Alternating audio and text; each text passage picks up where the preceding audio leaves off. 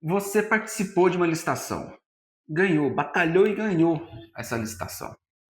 E agora você está na execução, já está entregando os produtos, já está fornecendo, né, eles, ou até mesmo prestando os devidos serviços para a administração pública. Contudo, por um fato imprevisível no momento da licitação, de realizar a licitação, você está vendo a sua margem de lucro que já era pequena, porque você teve que ganhar, teve que competir com outras empresas, né? No momento da licitação, você está vendo ela diminuir, zerar ou até mesmo ficar negativa por um fato imprevisível, um fato que não tinha como você ter ciência que ele iria ocorrer. Um dos exemplos mais esdrúxulos, né, é, mais enfáticos, é justamente a pandemia que ocorreu em 2021, 2020, 2021. É uma guerra que estoura, né? Que se inicia e que acaba envolvendo todo mundo ou meio mundo, e aí os preços, né? Os preços dos insumos acabam se elevando, e isso você não tinha como prever no momento da licitação. Neste vídeo, eu vou te ensinar como se faz um reequilíbrio econômico-financeiro, a ferramenta dada pelo legislador para justamente o contratado, né, o privado que está contratando com a administração pública, ter o direito de manter o equilíbrio outrora pactuado no momento do contrato, mantido em toda a execução, tá bom? Então, sem mais delongas, sem mais encheção de linguiça, vamos para a tela do computador. Vai ter um slidezinho aqui que eu vou te explicar passo a passo. Bem, vamos lá, né? Até pegar uma aguinha aqui, que apesar do vídeo ser um pouco curto, eu estou começando, né, movimentar de novo esse canal. A minha intenção, de fato, é fazer pelo menos um vídeo por semana sobre licitações, né, sobre contratos administrativos, licitações e contratos administrativos pela 1433 e todos os demais dispositivos legais que abrange, né, essas contratações. Aproveitando, né, sou advogado, sou consultor jurídico de empresas e entes públicos, que nesta parte de licitação e contratos administrativos. Então, a ideia justamente deste canal é justamente disseminar um pouco de conhecimento justamente para empresas que querem participar ou já participam. Então, sem mais delongas, agora você está aí me acompanhando aí na tela do meu computador, né? E vamos começar aí o que é um reequilíbrio econômico-financeiro, tá bom? Nada mais é do que um instrumento que restaura a equação financeira original do contrato, quando esta é rompida por fatos imprevisíveis ou previsíveis de consequências incalculáveis. Então, é justamente o que eu falei no início do vídeo. É, Se estourar uma guerra, por exemplo, o Brasil entrar numa guerra ou o mundo entrar numa guerra e acaba afetando insumos, né, que todo mundo usa. Exemplos disso, na data que está ocorrendo esse vídeo, tem uma guerra no Oriente Médio e que justamente faz com que o petróleo, né, a gasolina e todos os seus derivados tenham aí uma flutuação maior no seu preço, tá bom? O que é importante neste caso, primeiro, é saber a base legal.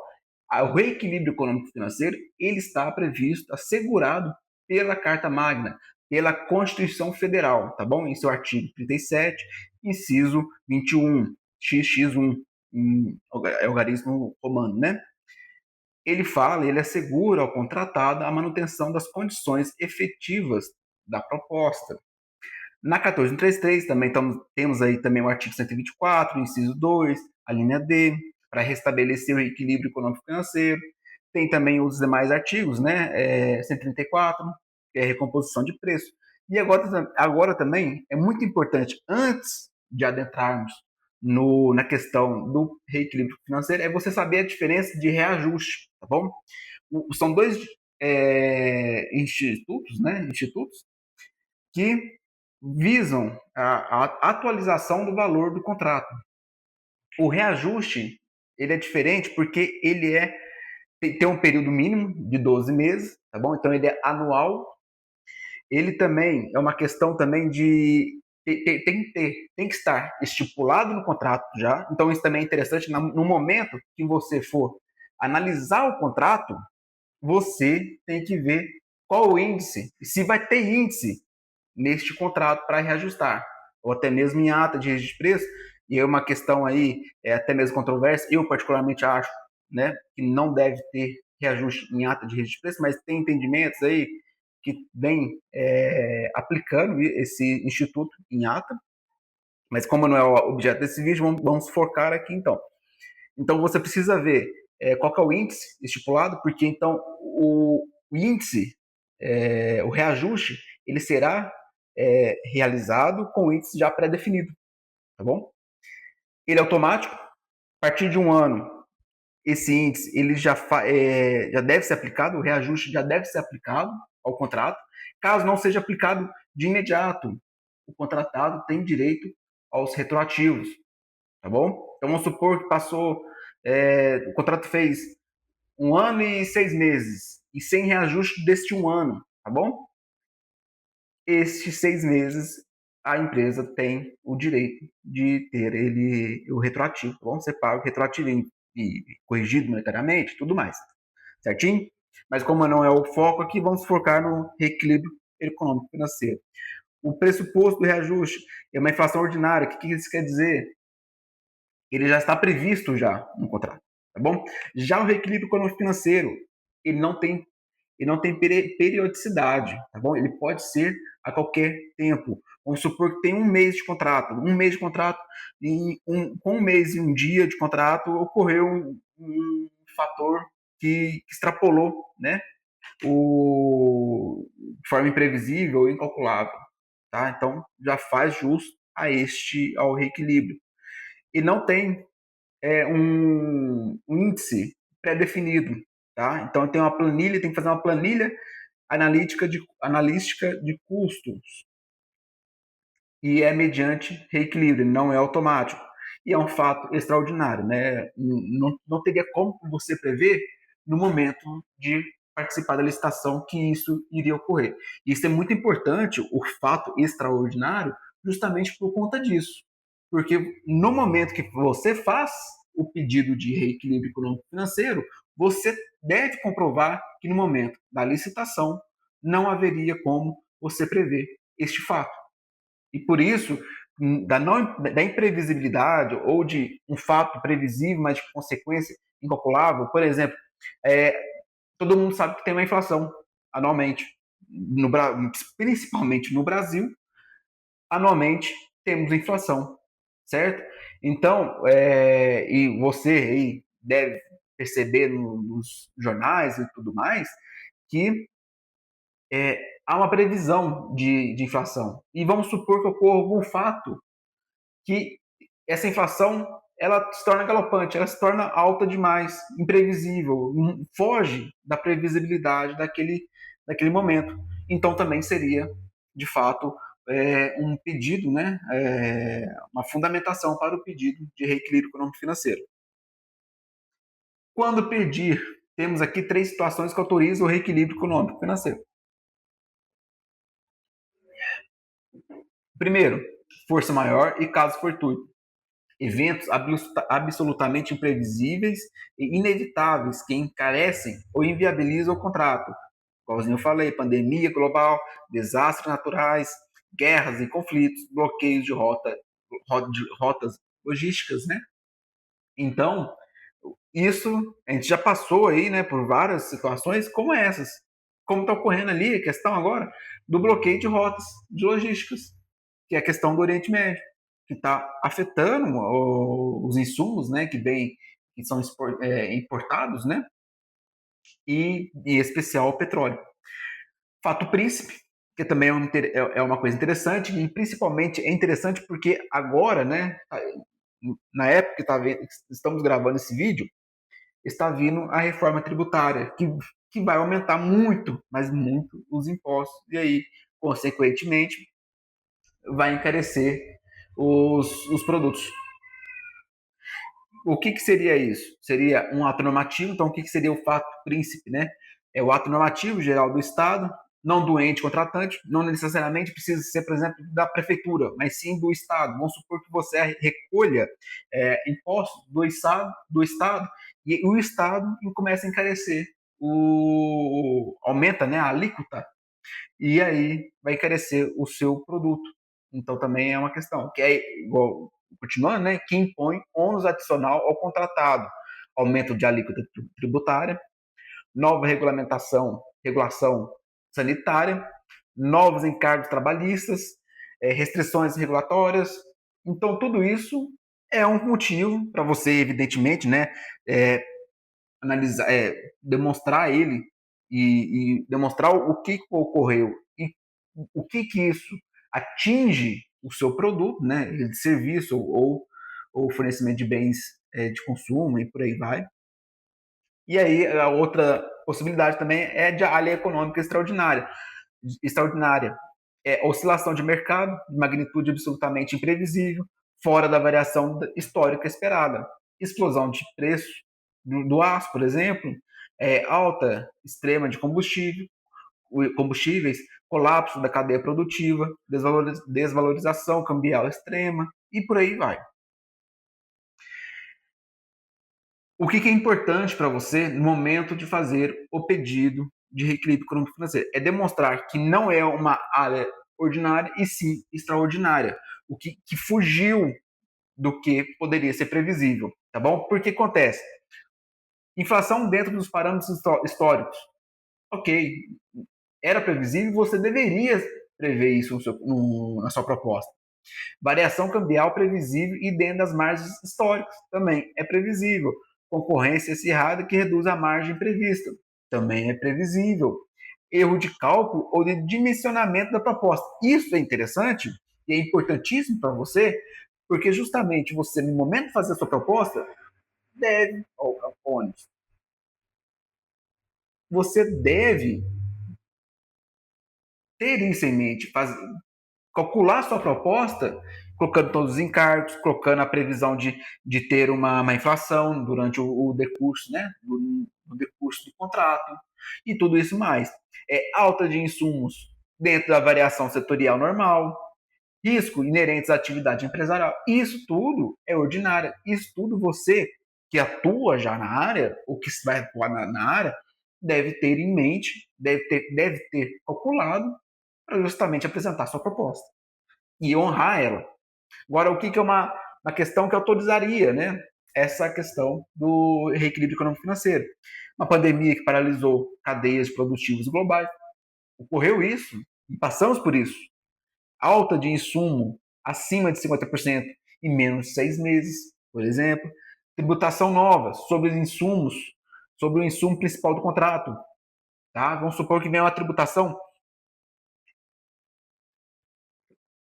com a reforma tributária, imaginemos que venha uma tributação maior no seu contrato, tá bom? Isso é compatível com o pedido de reequilíbrio financeiro. Lembrando, é bom lembrar, né? Hoje, na data de hoje, a gente sabemos que vai ocorrer a reforma tributária, que um novo código tributário estará vigente, enfim, no país, né? Tem um período de transição aí, mas estará vigente daqui a um tempo, certo? Então, vamos supor que você faça um contrato de 60 meses, 5 anos. É incomum, né? Eu sei que é incomum, tá? Mas vamos supor que, mas existem. Então, vamos supor que você faça um contrato de 60 meses hoje com a administração pública. Você, você deve calcular essa questão. Quando for entrar a nova regra para você, como vai ser essa nova regra para você, tá bom? A gente sabe que na prática isso é meio ilusório, isso é meio fantástico mundo de Bob, né? Porém, o ideal seria isso. Mas agora, de fato, temos que ser realistas, né? Se você fizer isso agora, você não vai ganhar nenhuma licitação. Então, o que eu tenho certeza, o que vai chover de pedidos de reequilíbrio econômico-financeiro no momento que entrar as novas regras, né, tributárias, não está escrito. E, de fato, é viável e, de fato, a empresa contratada faz jus, tá bom? Enfim, né? Tendo os parâmetros ali aplicados, tá? Regulamentação imprevisíveis que exigiu novos equipamentos. Vamos supor que isso ocorre muito em segurança do trabalho, né? Vamos supor que de uma hora para outra, você precisou de um novo IPI para os seus funcionários para fazer aquele serviço, e aquele IPI, enfim, por conta de ser novo, a sua aplicação está custando muito alto, e por isso viabilizaria, sim, um pedido de reequilíbrio econômico-financeiro. Guerra que bloqueou a importação de componente crítico, colapso cambial que afetou insumos importados. Isso tudo é motivo. Evidentemente, né, devemos demonstrar que não era previsível, ou que era previsível, mas os efeitos foram incalculáveis. Eram incalculáveis, né?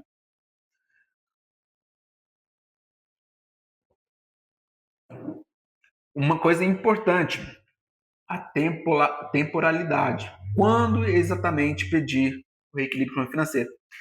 No reequilíbrio, nessa ferramenta não existe prazo mínimo de um ano para se aplicar o reequilíbrio financeiro, tá bom? O prazo mínimo de 12 meses é exclusivo ao reajuste por índice de preço.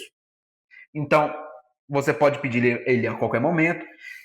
Se você deve pedir ele imediatamente ao identificar a causa, tá bom? Vamos supor então que você sabe que daqui um mês os insumos vão aumentar o fator X, certo? Você já deve pedir o reequilíbrio, demonstrar para a administração pública, né, contratante, que vai ocorrer esse fato, está ocorrendo esse fato, por isso, a partir de tal mês, o insumo vai aumentar, e esse insumo, ele interfere de tal forma no seu serviço, no seu produto, e por isso precisa do reequilíbrio. E não pode esperar demais, tá bom? Continuar executando por por um período sem protestar pode configurar aceitação tácita. A preclusão é risco real. De fato, é risco real. Se você teve um aumento de insumos ou teve um aumento de carga tributária agora e só vai falar isso daqui 6 meses, certo? Para a administração pública, durante esses 6 meses era viável você praticar, né? Você executar o contrato daquela forma. E aí fica a pergunta, fica a indagação. Por que demorou tanto? Se fica inviável praticar o contrato, por que demorou tanto? Então eu estava praticando, entendeu? Então acaba que seja, que vira um argumento contra você.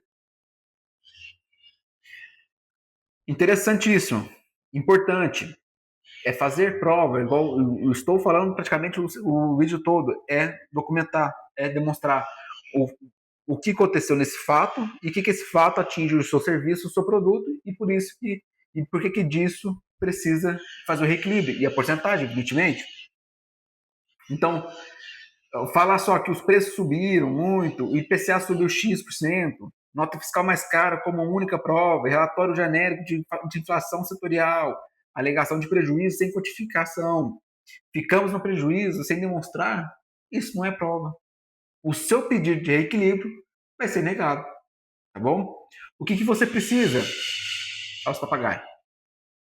O que você precisa? De planilha de composição de custos da proposta original, cotação de insumos na data da proposta, cotações atuais dos mesmos insumos, pesos de cada insumo no custo total do contrato, variação percentual em reais por item, impacto total no preço contratual.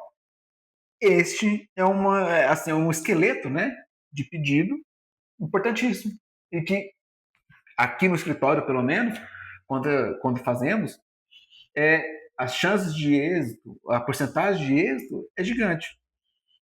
Por quê? Porque demonstramos o fato, a consequência e a necessidade. Tá bom? Então, vamos fazer o passo a passo aqui, né? Completo. Identificar e documentar. Planilha de impacto. Requerimento formal. Tem Não pode mandar um e-mail normalzinho, não pode mandar uma mensagem no Zap, do WhatsApp da pessoa que você tem o contato na prefeitura, né, que está ali, o fiscal, por exemplo. Protocolar com prova, acompanhar e cobrar, tá bom? A administração pública tem prazo para responder. Se omissa, notificação, controle interno, TCE, TCU, judicial se precisar, né, vai para vias judiciais, porque com um contrato desequilibrado, né, financeiramente, é um prejuízo para você, você vai acabar inviabilizando a sua atividade e sim, pode, eu já vi casos já do empresário, né, que fez o contrato, por questões imprevisíveis, o contrato ficou desequilibrado, precisava de um reequilíbrio econômico financeiro neste contrato, mas o empresário não fez por amizade, enfim, porque não queria ser indispor com a administração pública, ele acabou fechando as portas, porque o contrato ficou inviável, ele teve que cobrir custos, acabou chegando outras questões também, acabou virando uma bola de neve, e aí depois era tarde demais. O requerimento, uma estrutura mínima de pedido formal. Muito bom também. Identificação, né, o número do contrato, objeto, partes, assinaturas, histórico, breve narrativa das condições originárias e dos eventos supervenientes, os eventos, né, que ocorreram depois, né, na execução do contrato. A base legal também está aí, já havia mencionado anteriormente. A demonstração, referência, a planilha de impacto em anexo com demonstração analítica, valor pleiteado, valor de reequilíbrio em X e como ele altera o valor unitário ou global. Requerimento, pedido expresso de recomposição e prazo para análise. Anexos, né, que são os documentos mínimos que você deve compor.